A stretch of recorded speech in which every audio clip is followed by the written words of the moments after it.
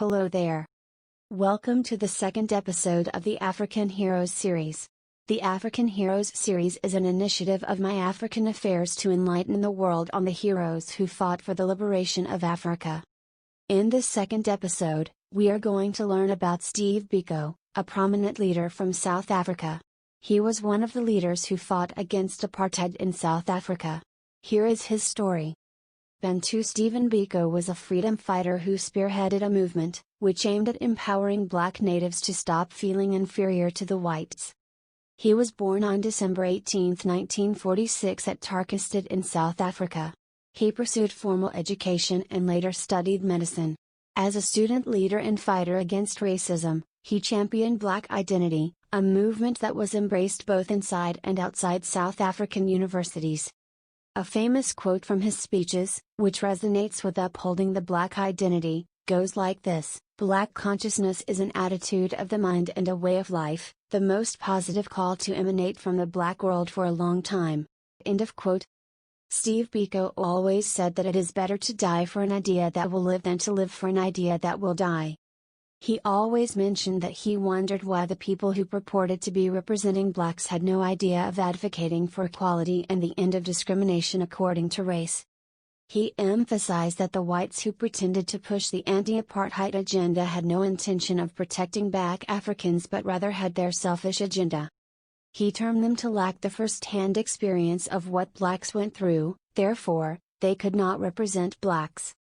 He encouraged black youth to form an organization that would be independent and be comprised of blacks, including coloreds and Indians. However, Biko was not racist since he still had white friends. Under the leadership of Steve Biko, the blacks-only organization organized programs that empowered black people, a move that aimed at reinstating black consciousness to the blacks.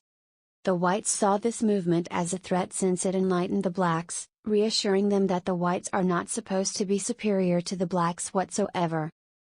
Consequently, Biko received restraining orders, which affected his activities negatively.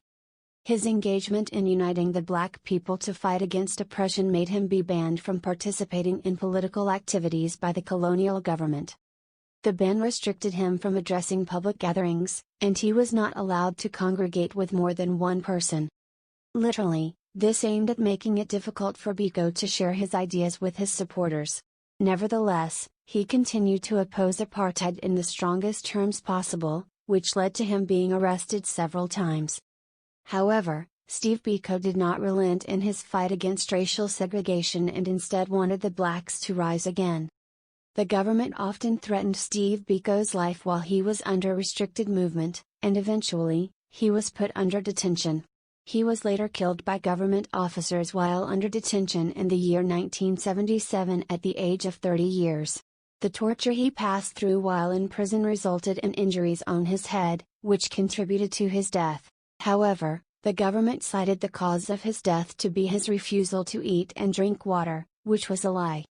It was unfortunate that none of the prison police officers who injured Biko were brought to justice. Most of them were acquitted after brief court hearings. Another famous quote by Steve Biko goes like this, and I quote, "The most potent weapon in the hands of the oppressor is the mind of the oppressed." End of quote. Steve Biko's work on fighting for the rights of the blacks in South Africa places him as a renowned freedom fighter who is recognized as a true African hero. He is remembered as an anti-apartheid martyr. However, although he was brutally murdered, his legacy still lives through books, songs, and other forms of art that people created about him.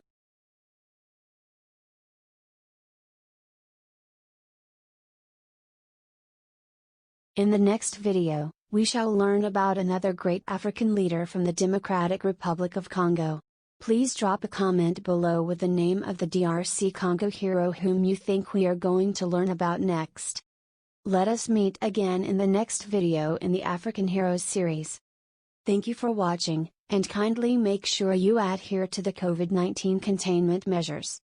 Wear a face mask, wash or sanitize your hands and always maintain a minimum of 1.5 meters of social distancing. Together we shall win this war against COVID-19. Stay safe, and God bless.